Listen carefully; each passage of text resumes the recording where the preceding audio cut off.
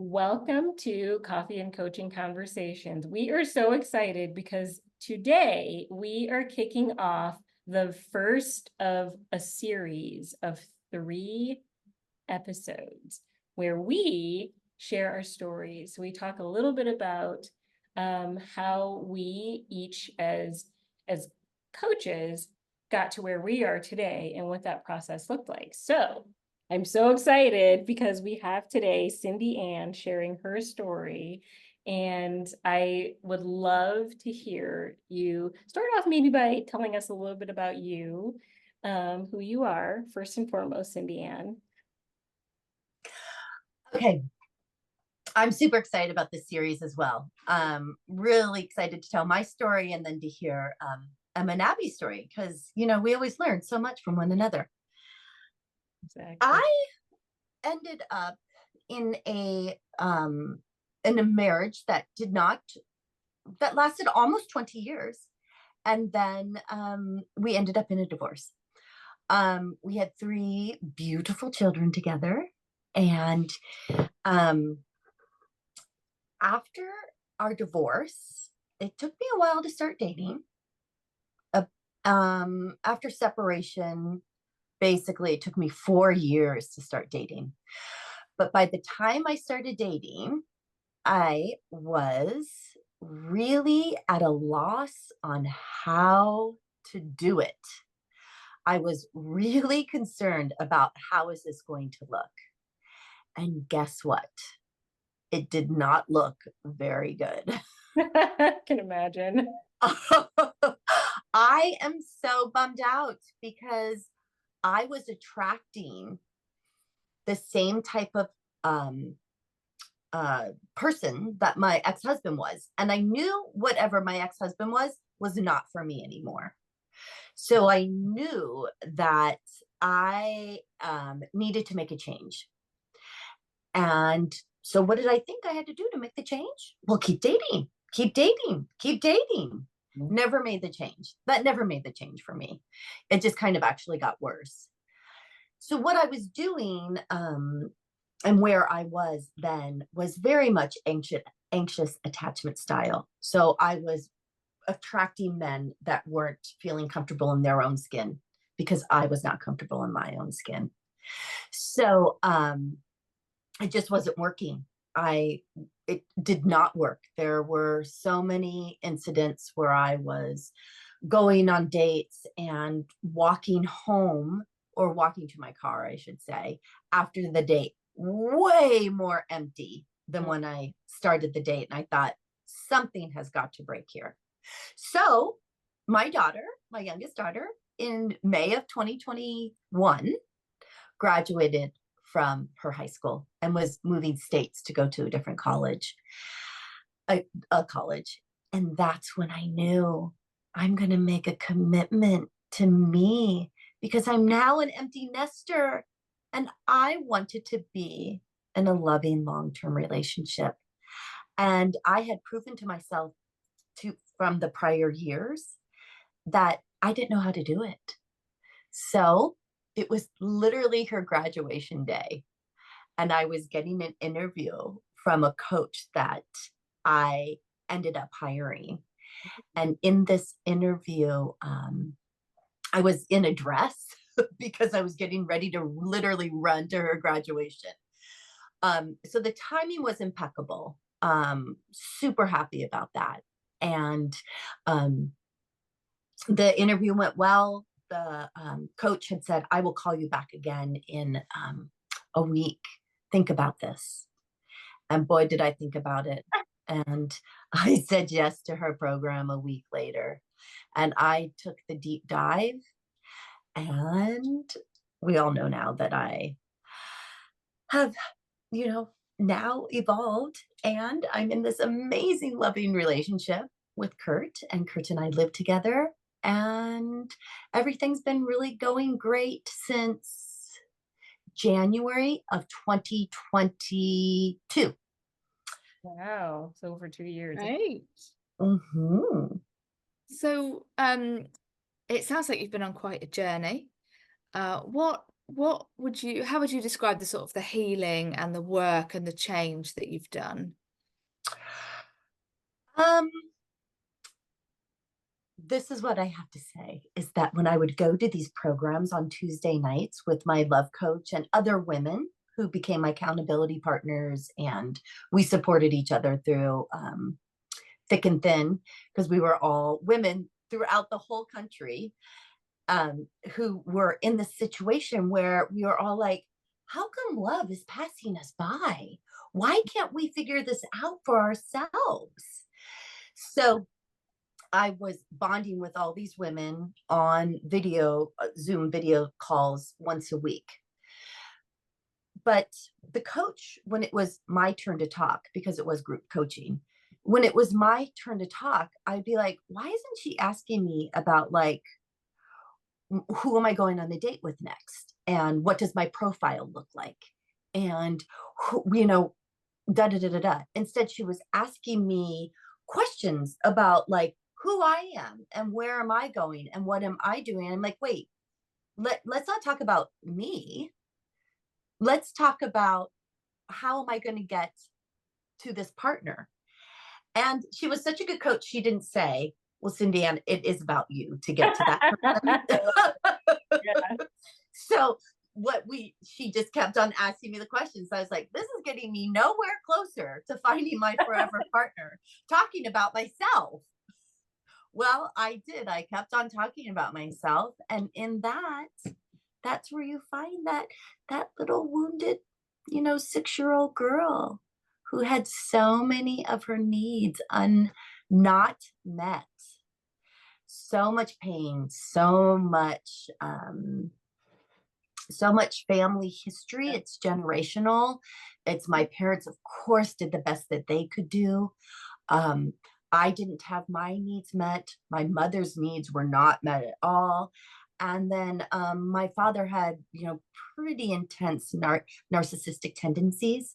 So it was in hindsight now, and I look at the childhood and how I grew up, it was intense. I mean, no little 7-year-old could process what I processed then. right, But so I did the healing, and right. that's what Incredible. happened. Yeah, and it's amazing to see just like hearing you talk about how your childhood experiences, so how much you had to go back and consider that and how it formed you in the way that you would have these relationships that, like you said, were just not working. Not working at all.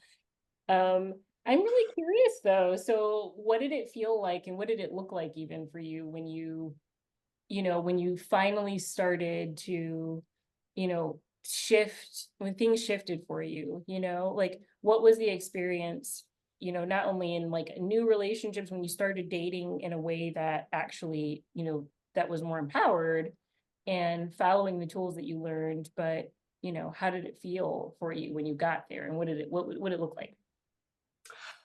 Very good question. You know what it looked like? Which again, kind of going back to like always reflecting back on me with my love coach and going, wait, what? What it looked like was self-love. Mm, So here I am, this woman in her 50s, and I could raise 3 children and run a household. But I never, until, my 50s, after going through the program, did I know what self love was. So that's what it looked like. It looked like, who are you? It looked like affirmations of like, you are beautiful. You are a loving, wonderful human being. You are worthy of a relationship.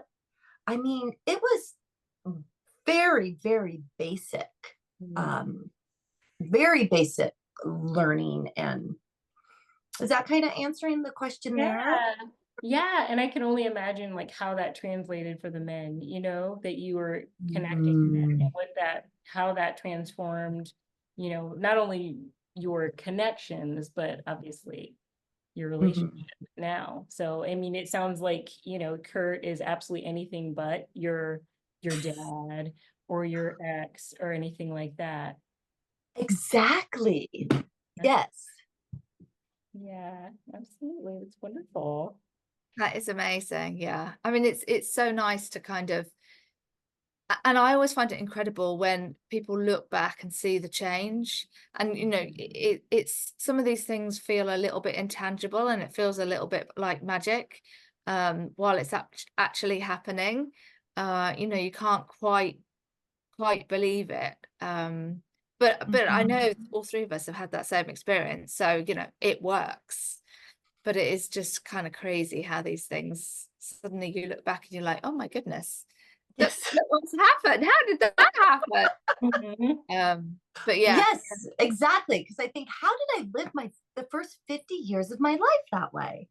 But I Yeah. did. And so then it's that whole, I did live that way. I'm giving myself grace. We all believe in redemption. We're coming back. We're so happy. I mean, I remember saying to one of my girlfriends in book club, going, how did it take me this long? Like, this feels so weird. And she's like, but Cindy Ann, you found it. Yeah. You did it. You Yeah. got to the other side. She goes, I know women who are in their 80s and 90s that never experienced what you're experiencing in your 50s. And I Yeah. said, okay, yes. So every time I think, why did it? I stop myself and say, it did happen. Mhm. Be grateful. And I'm very grateful. Yeah, no, absolutely. Which leads me nicely on to asking you about what you would tell other people who want to find what you found.